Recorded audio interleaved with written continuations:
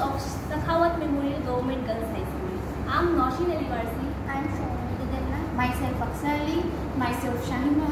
I am Rashna Khatun. I am Samia Jamil. I am Nita Haldar. I am Adrita Patra. I am Olivia Budhu. I am Shampriti Islam. I am Devina Roy. Today, we are presenting our project on preservation of wetland. তো আমাদের যে মডেলটা তৈরি হচ্ছে সেটা হচ্ছে গিয়ে protection of ওয়েটল্যান্ডের উপরে, মানে একটা জলাভূমিকে কীভাবে সংরক্ষণ করা যায় সেটাই আমরা এই মডেলের মাধ্যমে তুলে ধরেছি। এখন প্রশ্ন, জলাভূমি সংরক্ষণের প্রয়োজন কি রয়েছে? বর্তমানে আমরা যদি পৃথিবীর জলস্তর এবং স্থলস্তর দেখি তাহলে বোঝা যাবে পৃথিবীর 3 ভাগ জল এবং 1 ভাগ স্থল, এবং এই পৃথিবীর 3 ভাগ জলকে যদি আমরা 100% ধরি তাহলে 100% জলের মধ্যে 97% সমুদ্রের নোনা জল অর্থাৎ অপানীয় যোগ্য অবিশুদ্ধ, এবং বাকি 3% জল পানীয় যোগ্য বিশুদ্ধ জল। এই 3%-এর যদি আমরা 100% ধরি, সেই 100%-এর মধ্যে 70% হিমবাহের জল এবং 29% নদী এবং বিভিন্ন জলাশয়ের জল, এবং বাকি 1% ভৌম জল বা জলাভূমির জল।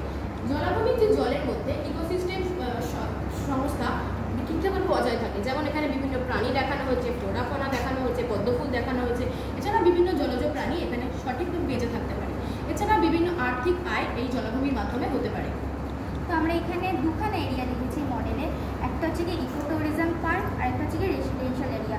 এই এরিয়া থেকে যত রকমের ওয়েস্ট ওয়াটার আসছে এই ড্রেনের মাধ্যমে ফিল্টার বেডে এসে পড়ছে আর পরিশ্রুত হয়ে এই ন্যাচারাল ওয়েটল্যান্ডে গিয়ে পড়ছে।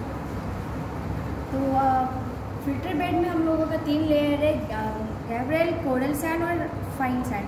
ये तीनों लेयर से वाटर जो है अच्छे से फाइन होकर नेचुरल वेटलैंड में वापस से रिफिल होता है, जिससे हम लोग वेटलैंड को अच्छे से प्रिजर्व कर सकते हैं। এবার এখানে একটা ইকো ট্যুরিজম পার্ক দেখানো হয়েছে, যেখানে ফুলের বাগান আছে, ফুড কোর্ট আছে এবং বিভিন্ন রকমের রাইডস আছে, এবং এই সমস্ত জায়গার নোংরা জল এই ড্রেনেজ সিস্টেমের মাধ্যমে এখান থেকে ফিল্টার বেডে পড়ছে আর এবং সমগ্র জায়গা থেকে একটি আর্থিক আয় হচ্ছে।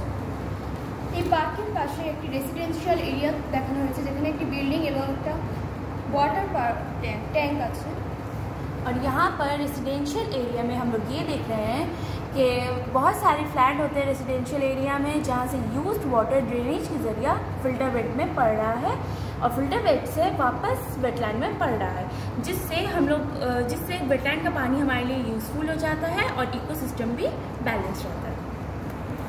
Thank you. Thank you.